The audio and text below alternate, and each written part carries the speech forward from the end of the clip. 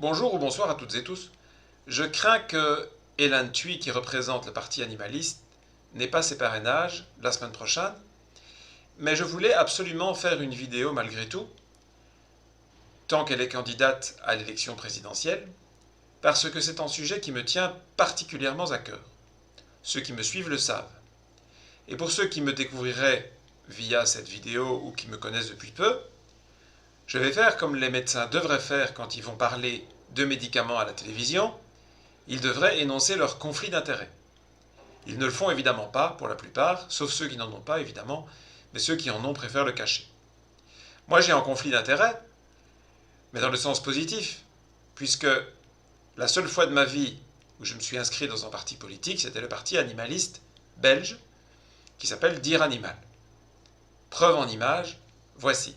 J'adore les animaux, mais ma carrière d'ornithologue, de biologiste, de conservationniste de la nature, m'a poussé à découvrir ce que maintenant tous les scientifiques admettent, c'est que les élevages, c'est le problème principal de la biosphère.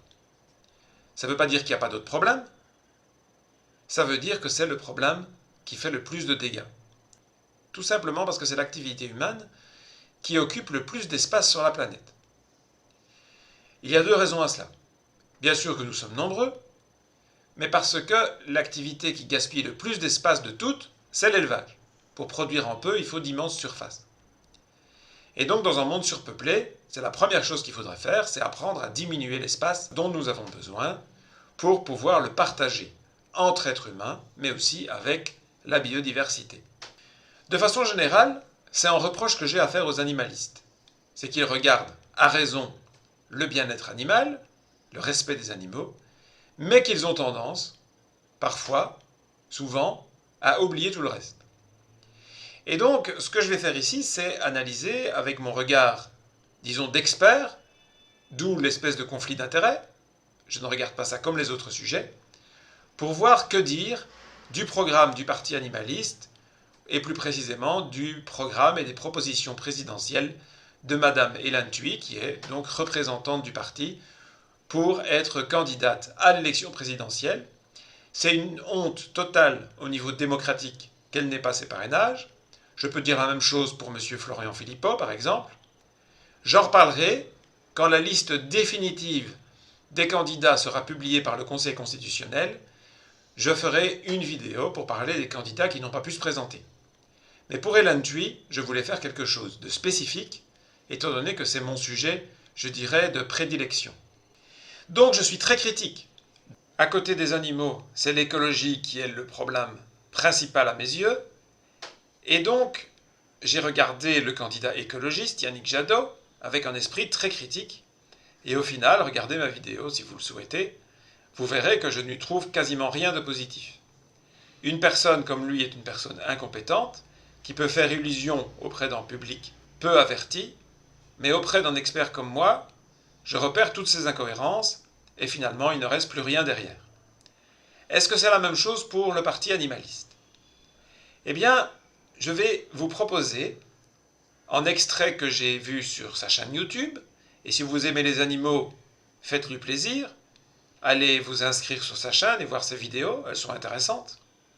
Mais on va prendre un extrait qu'on va analyser pour voir si elle est consciente des problèmes principaux, des enjeux principaux, ce qui n'est pas toujours le cas chez les animalistes, qui ont parfois un regard bien trop superficiel. On l'écoute. Il ne suffit pas de faire des annonces à quelques jours ou quelques semaines de l'élection présidentielle. Il faut concrètement montrer qu'on est en capacité et en mesure de changer les choses. Donc pour vous, les écolos n'ont pas été à la hauteur de leur responsabilité. Il y a des animalistes sincères chez les écologistes comme il y en a partout ailleurs, mais c'est pas suffisant. Alors, interdire l'élevage intensif, comment vous y parvenez concrètement sans accroître notre dépendance aux importations, vers l'extérieur? Alors, on y arrive parce que d'abord, il faut rappeler le gaspillage considérable de ressources que génère l'élevage intensif et industriel. Pour faire en moyenne 1 kilo de protéines animales, il faut 7 kilos de protéines végétales. Et évidemment, vu cette masse de produits d'origine végétale, on n'est pas en mesure aujourd'hui, en France, de pouvoir le produire, donc on importe. Si on arrête l'élevage intensif et industriel et que, à côté, on diminue de 50% notre production et notre consommation, donc on affecte de consommer, c'est pas simplement de produire. De produire et de consommer. Oui, on change d'alimentation. Tout à fait, on change de perspective et on se tourne sur des perspectives d'avenir qui sont non seulement souhaitables mais nécessaires. Et donc on affecte directement les protéines végétales à l'alimentation humaine et on évite ce 6/7 de perte, de gaspillage de protéines végétales. Qu'est-ce qu'on peut dire de cet extrait? Je me félicite qu'elle veuille diminuer de façon considérable la quantité d'animaux produits sur le sol français, mais aussi la quantité de produits animaux consommés par les Français. Sinon, ça n'aurait aucun sens. Et elle explique parfaitement que c'est une condition essentielle pour pouvoir supprimer les élevages intensifs. C'est une des erreurs que je pointe chez Yannick Jadot, c'est qu'il veut supprimer aussi les élevages intensifs. On ne sait pas bien pourquoi, parce que ce n'est pas un problème écologique. Les élevages sont un problème écologique, qu'ils soient intensifs ou non. Donc, il sort un peu de son domaine de l'écologie, de façon électoraliste sans doute pour plaire aux animalistes, mais supprimer les élevages intensifs sans diminuer la production et la consommation, ça revient soit à devoir faire plus de déforestation pour faire de la place aux animaux, soit de devoir importer. Mais importer, ça revient à faire de la déforestation exportée à l'étranger. Donc, le programme de Jadot n'a pas de sens sur ce point, celui d'Hélène Thuy est parfaitement cohérent. Évidemment, certains me diront qu'ils regretteront qu'elle ne vise qu'une diminution de 50% des produits animaux en 5 ans, mais il faut être raisonnable, on n'arrivera pas à changer en 6 mois, et même si on pouvait le faire, comment se faire élire avec un programme aussi radical? Moi, je suis radical, et c'est une des raisons pour lesquelles, même si j'avais voulu, ce n'était pas le cas, je n'aurais pas vraiment pu faire une carrière dans un parti politique, parce qu'il faut faire des compromis par rapport à ses électeurs pour avoir une chance d'être élu. Donc je dirais que, sur ce point qui est essentiel, Hélène Thuy a une proposition raisonnable et cohérente. Voyons un autre problème, la chasse. Eh bien, encore une fois, je m'inquiète toujours de ces sujets qui sont délicats, polémiques, que les personnes n'aient pas le courage de dire la vérité. Eh bien, écoutez, elle dit la vérité. D'abord, les chasseurs ne sont pas un bloc monolithique parce que je discute avec eux. Moi, j'ai grandi à la campagne, j'habite à la campagne et dans ma clientèle rurale, j'ai des chasseurs et même des présidents d'associations locales de chasse. Eux-mêmes conviennent qu'élever 20 millions d'animaux par an pour les lâcher et les tuer quelques heures après, ouais, c'est inacceptable. Ils disent aussi que la chasse à courre, c'est un scandale, que les chasses traditionnelles, pareil. Souvent, le seul problème qui il y aura plus de chasseurs en France avec ce programme-là. C'est ce que vous souhaitez? Non, on pense que il y a la chasse est un loisir qui est mortifère, qui cause des dégâts évidemment pour les animaux, mais aussi pour notre environnement, qui insécurise les ruraux, qui n'osent pas sortir de chez eux parce qu'ils ont peur de se prendre une balle et des peurs avérées, puisque vu les accidents de chasse qui se passent. Donc plus de chasseurs en France, tout simplement. Non. C'est pas une difficulté en soi parce que vous disent qu'ils défendent les écologistes, oui, que ce sont eux les vrais écologistes d'une certaine façon. Qu'est-ce que vous leur répondez? Que c'est une campagne de communication et que c'est très loin de la réalité des faits. Ils tuent des animaux en nombre considérable. C'est clair, c'est net, c'est sans bavure, on arrête la chasse. Bravo. J'aimerais bien qu'il y ait beaucoup de candidats comme ça, sachant que la majorité des Français souhaitent mettre fin à la chasse. Donc je suis d'accord avec elle, même si sur le sujet de la chasse, il y a un point important, qui est lié avec le précédent d'ailleurs, qu'elle semble soit ignorer, soit ne pas mettre en évidence, alors que c'est un argument extrêmement percutant.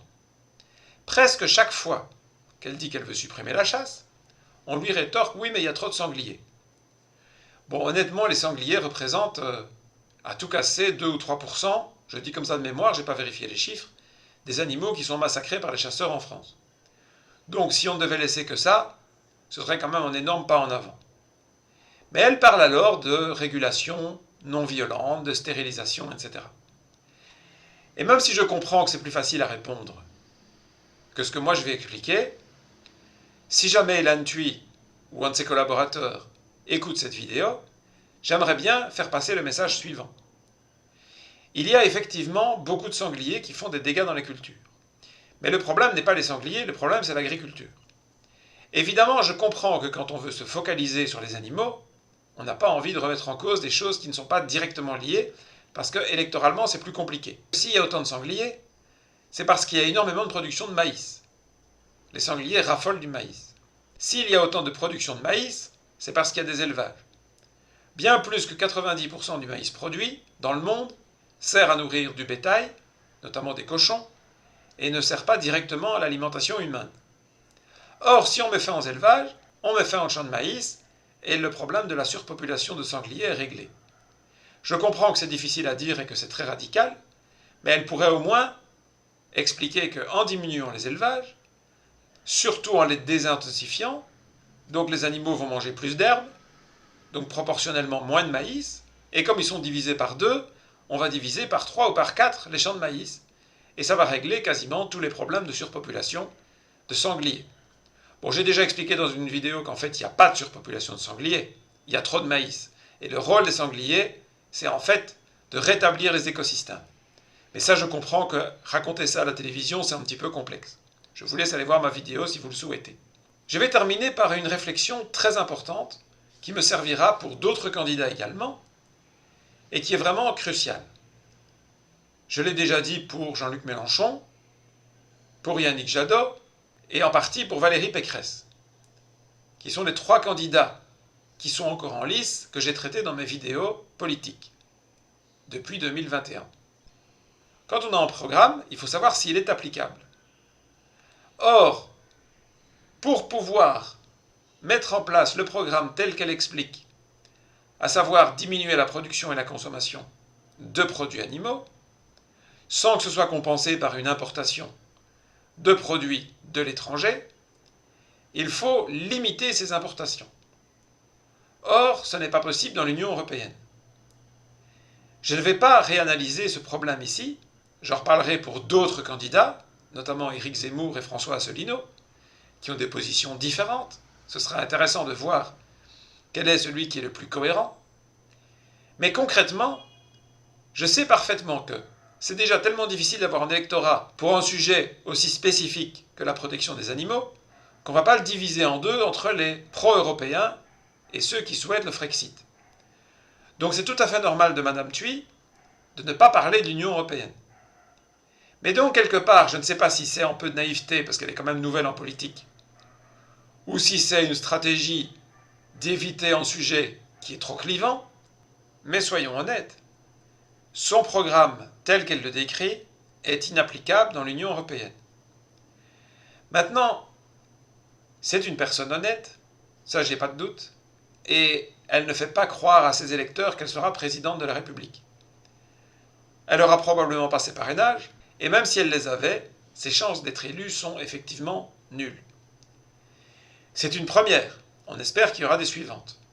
Donc, ce n'est pas le moment de commencer à cliver les électeurs avec des sujets aussi polémiques que l'appartenance à l'Union européenne. Mais moi, puisque je fais des analyses les plus objectives possibles par rapport à tous les candidats, je ne vais pas me mettre à ignorer ce genre d'impossibilité parce que, de cœur, je suis plus proche du parti animaliste. Je vais terminer en disant que si j'ai été très critique avec Jadot et même avec Mélenchon concernant le programme écologiste, alors que je me sens moi-même écologiste, non pas au sens du parti politique évidemment, mais au sens propre du terme, je dois dire que je suis honnêtement, sincèrement, agréablement surpris par la répartie, la cohérence du programme d'Hélène Thuy. Parce qu'en réalité, je ne vois que 2 petits soucis, et je dis qu'ils sont petits pour ce qui est de l'Union européenne, parce que, comme je l'ai dit, de toute façon, elle ne sera pas élue, donc c'est logique, au niveau stratégique, d'agir ainsi. Donc c'est une incohérence intellectuelle, mais c'est un choix politique, probablement conscient, ou pas, ça je ne peux pas le prouver, mais qui est correct. Et alors l'argumentation par rapport à la surpopulation. Je dirais que c'est la faiblesse que j'ai trouvée dans toutes les interviews que j'ai vues d'Hélène Thuy, et je crois que j'ai vu tout ce qui existe sur Internet. Donc, parmi toutes les candidates et tous les candidats que j'ai analysés jusqu'ici, de très très loin, c'est la meilleure. Non pas seulement parce qu'elle a comme priorité les mêmes priorités que les miennes, bien sûr, ça c'est un point crucial, ça je le savais avant de commencer la vidéo, mais parce que franchement, par rapport à ses objectifs affichés, qui sont des objectifs corrects, honnêtes, eh bien son approche est d'une cohérence largement supérieure à tout ce que j'ai vu chez les candidats que j'ai analysés jusqu'ici. Si jamais Hélène Thuy avait ses parrainages, et je l'espère, et si jamais il y a en maire ou en député qui voyait ma vidéo, eh bien s'il est encore temps, donnez-lui en parrainage s'il vous plaît. Eh bien si elle se présentait, j'encouragerais à qu'on vote pour elle, parce que plus elle aura de votes, plus la cause animale viendra dans le débat public. C'est absolument son but en se présentant, et non pas de devenir président de la République. En tout cas, pas cette fois-ci. Mais qui sait ce qui se passera dans 5 ans? Tout est possible. Il est même possible qu'il n'y aura pas d'élection dans 5 ans. Mais ça, je vous en reparlerai dans ma vidéo sur Macron. Bah oui, il faudra que je le fasse aussi, celui-là. Sauf s'il nous faisait le plaisir de ne pas se présenter. Voilà. Donc, bravo à Hélène Thuy pour la cohérence de son programme et son combat pour les animaux. Merci à toutes et tous pour votre fidélité. Ma chaîne continue à monter en bon rythme. Et pour ma première vidéo de géopolitique, qui parle de l'Ukraine, qui est ma vidéo précédente, eh bien, j'ai encore battu tous les records de statistiques de ma chaîne depuis qu'elle existe, en tout cas jusqu'ici. À bientôt.